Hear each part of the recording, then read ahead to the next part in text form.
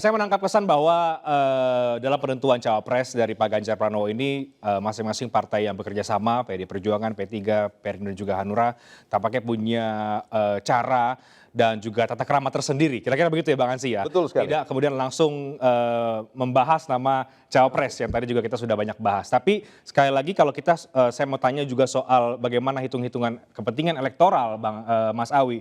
Ini kan juga menjadi penting ya. Kekurangan Pak Ganjar mungkin ada di daerah Jawa Barat begitu. Di Jawa Tengah mungkin dominan, di Jawa Timur bisa juga kemudian ini masih 50-50. Nah, menurut Anda bagaimana dalam penentuan cawapres ini bisa memberikan efek keterpilihan tadi itu pada daerah-daerah yang masih lemah bagi Pak Ganjar Pranowo? Pertama perlu kami jelaskan bahwa Pilpres itu berlaku nasional di 38 provinsi. Soal kemudian mayoritas penduduk ada di Pulau Jawa itu fakta tersendiri. Nah, apakah kemudian harus mewakili representasi provinsi? Tidak juga. Karena begini, anggaplah 3 Jawa di 3 penduduk di Pulau Jawa, di 3 provinsi besar, Jawa Barat, Jawa Tengah, dan Jawa Timur, Pak Ganjar dominan di Jawa Tengah. Di Jawa Timur beliau juga unggul meskipun tidak terlalu jauh jaraknya, tapi unggul dibanding calon yang lain. Memang di urutan ketiga dari survei yang ada itu Pak Ganjar selalu nomor 3 di Jawa Barat. Problemnya kemudian untuk masuk ke kontestasi Pilpres besok, bagaimana cara mengatasi Pak Ganjar itu kalahnya tidak terlalu signifikan di Jawa Barat, syukur-syukur bisa imbang, syukur-syukur bisa menang. Kami belajar dari pengalaman pemilu 2014 dan 2019. Pak Jokowi di Jawa Barat dan di Banten di 2014 itu kalahnya cukup telak. Tapi kemudian di 2019 tingkat kekalahannya itu makin menipis. Apakah Pak Maruf Amin dari Jawa Barat? Tidak. Apakah Pak Maruf Amin dari DKI? Tidak. Beliau domisili DKI, memang lahirnya Banten. Satu-satunya yang bisa menjelaskan tokoh lokal yang bisa mengubah konstelasi itu di Sulawesi Selatan. Pemilu 2014, Pak Jokowi, Pak JK itu unggul di Sulawesi Selatan. 2019, Pak Jokowi dengan Kiai Maruf Amin itu kalah karena calonnya bukan Pak JK. Hanya satu provinsi itu. Dan kalau dikalkulasi secara nasional, ya tidak mempengaruhi secara nasional. Jadi yang kami katakan begini, untuk mengatasi kekurangan, kekalahannya Pak Ganjar selama ini di Jawa Barat, salah satu solusi yang bisa diusulkan adalah menggandeng Pak Sandiaga Uno. Karena dari berbagai survei, nama Pak Sandiaga Uno masih cukup bagus di Jawa Barat. Meskipun pada akhirnya Pak Ganjar itu, pada akhirnya nanti tetap di urutan ketiga, tetapi jumlah selisihnya itu semakin menipis. Atau justru nanti Pak Ganjar dengan menggandeng Pak Sandiaga Uno itu semakin tinggi. Kalau problemnya hari ini adalah, karena Pak RK, mohon maaf, sekali lagi saya menghormati Pak Ridwan Kamil sebagai sesama politisi, dianggap satu-satunya solusi untuk Jawa Barat karena elektabilitasnya tinggi, itu karena beliau masih menjabat kemarin. Besok medianya sudah nggak ada. Terbukti dari berbagai survei, gubernur-gubernur yang tidak punya panggung politik lagi, itu trennya terus menurun. Pak Ganjar sebelum beliau lepas dari jabatan gubernur, sudah naik namanya di tingkat provinsi menjadi calon presiden. Besok setelah beliau tidak menjabat lagi sejak tanggal 5 kemarin, itu konsolidasi yang dilakukan Pak Ganjar secara nasional luar biasa. Intensitasnya cukup kuat dan cukup tinggi. Kita lihat misalkan Pak Anies Baswedan, setelah tidak menjadi gubernur, dia sempat turun. Baru kemudian diumumkan jadi capres, dia agak naik. Nah, sekarang apakah solusi satu-satunya Pak Ridwan Kamil? Ya tidak. Kalau kami tetap konsisten terhadap keputusan Rapimnas bahwa Pak Sandiaga Uno merupakan pelengkap yang bisa memenangkan kontestasi. Namun sekali lagi itu hanya sebatas usulan dari kami.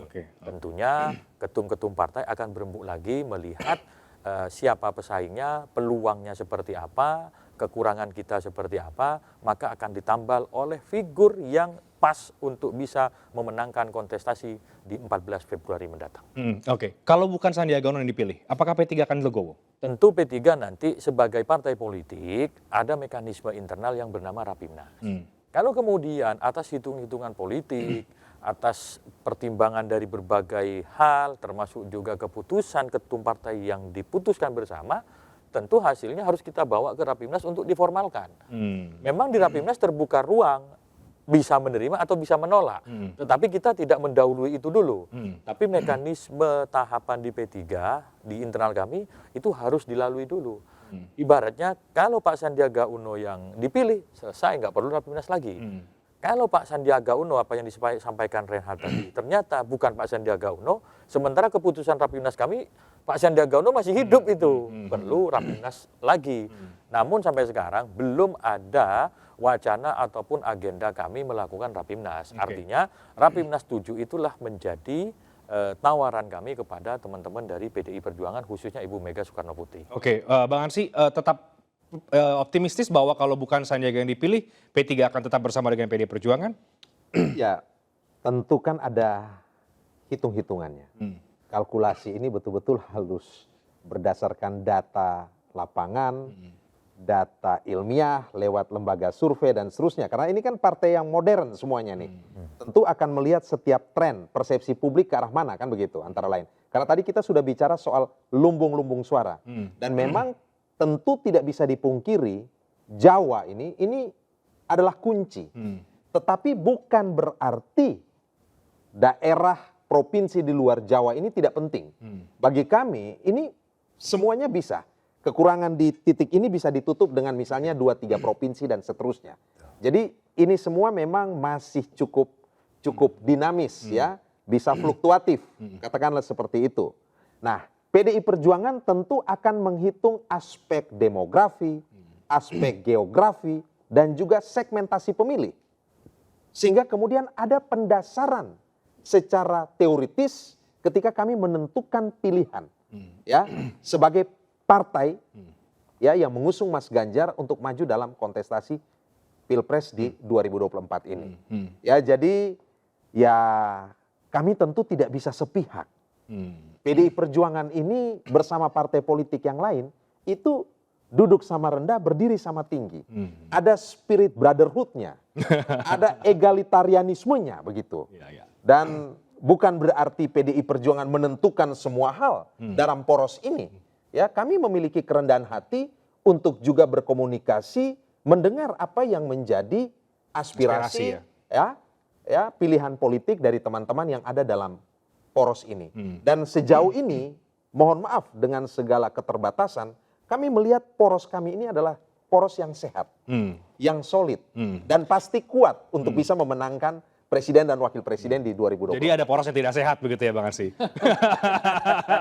Itu tafsiran semantik oleh Bung Reinhardt. Boleh saya jawab itu? Silakan lanjutkan Bang Emrus. Jadi dari segi kalkulasi sudah dijelaskan oleh teman berdua gitu ya. Saya sederhana untuk bisa melihat itu sebagai suatu keputusan gitu ya. Kan tadi dikatakan yang mengetok pintu itu kan P3. P3 masuk ke rumah PDI Perjuangan. Berarti P3 kan tamu. Sebelum dia tamu kan sudah dia tahu tamu yang rumah yang dikunjungi. P3 sebagai tamu kan begitu. Sudah tahu dia bagaimana kondisi budaya dan lain-lain di PDI. Oleh karena tidak mungkin tamu yang datang merubah rumahnya. Warnanya ini merah, harus kita ganti ini, nggak bisa. Jadi oleh karena itu saya berpikir bahwa sebelum P3 mau merapat menjadi koalisi mengusung Ganjar, mereka sudah tahu itu. Artinya apa? Apa yang diputuskan nanti oleh bersama tentu keputusan terakhir ada di tangan Bu Megawati. Karena dikatakan keputusan presiden dan wakil presiden ada hak prerogatif Megawati. Oleh karena itu saya hanya tidak enak aja memastikan P3 pasti ikut. Kalau bisa dikatakan 100%, tapi saya katakanlah hampir pasti ikut. Kenapa? Karena keputusan presiden dan wakil presiden itu ada di tangan Bu Mega. Dan kemudian mereka sudah tahu sebelum datang. Jadi budayanya mereka sudah siap menerima itu. Hanya saja Bu Mega pasti seperti dikatakan teman-teman tadi berdialog, berdiskusi dan lain-lain. Berkontemplasi dan kemudian dan segalanya. Tapi dia putuskan. Jadi oleh karena itu jangan menyerap aspirasi dari partai-partai yang lain. Pasti. Tapi keputusan terakhir ada di tangan Bu Mega karena calon presiden dan wakil presiden keputusan di tangan hak prerogatif daripada Bu Megawati. Dan kemudian saya melihat ada 3 koalisi kita yang kita lihat sekarang ini. PDI Perjuangan koalisi yang lebih permanen dalam hal ini dengan Perindo, P3 sama Hanura, lebih permanen. Kita lihat dengan koalisi daripada Nasdem misalnya, Guncang kan di sana. Dan kemudian kita lihat Gerindra, baru saja Muhaimin pindah, berarti ada masalah di sana. Saya terus terang melihat koalisi ini lebih stabil. Kemudian siapapun yang datang sudah tanda kutip tahu diri lah. Tahu diri apa? Artinya sudah tahu keputusan hak prerogatif presiden. Megawati, Bu Megawati. Dan itu pasti mereka menghormati sebelum mengetok pintu. Demikian. Tapi Anda melihat sejauh ini menurut Anda pola komunikasi antar partai di partai pendukungnya Pak Ganjar ini seperti apa? Sudah sampai mana sebetulnya Bang Emrus? Pasti mereka itu sudah membicarakan berbagai hal. Terutama sebenarnya sih kalau bicara pragmatis tentu secara ideologis ketika mereka berbicara pasti bicara idealis dan lain-lain. Tapi bisa kita simpulkan bahwa mereka dalam suatu kompromi politik mereka itu sudah ada di situ adalah kalau misalnya katakanlah dalam komunikasi politik dikenal saya melakukan apa saya dapat apa. Tapi intinya sebelum dapat apapun mereka sudah datang, sudah mengetahui tahu diri tanda kutip ya. Sehingga saya kira mereka itu sudah hampir mendekati suatu keputusan tapi menunggu. Kenapa? Karena PDI Perjuangan adalah partai gotong royong. Artinya andaikan pun PKS masuk, saya yakin mereka terima itu PKS itu. Karena partai gotong royong. Tentu harus siap masuk ke rumah PDI Perjuangan, jangan minta ganti ceknya, uang tamunya, susunan kursinya, jangan dong. Tamu gitu loh. Oke, jadi lebih solid sebetulnya begitu ya Bang Emrus? Sangat lebih solid dibanding yang dua koalisi yang lainnya. Termasuk dalam penentuan cawapres juga akan ikut begitu? Iya, karena hak prerogatif Bu Megawati, Presiden dan Wakil Presiden. Jadi partai-partai lain mendiskusikan iya, finalinya ada di tangan Bu Megawati. Ya, jadi Bung Reinhardt, sebenarnya mau disampaikan oleh Prof. Emrus ini adalah masing-masing partai politik itu memiliki habit ataupun kultur masing-masing begitu. Dan saya kira antara satu partai politik dan partai politik yang lain yang berada dalam poros kerjasama Mas Ganjar ini sudah saling memahami satu sama lain. Ya, tentu tidak bisa kita pungkiri bahwa PDI Perjuangan sebagai partai politik yang memiliki golden ticket, ya, tentu juga ya memiliki tanggung jawab yang dalam tanda petik ini juga lebih besar dalam konteks untuk memenangkan presiden dan wakil presiden.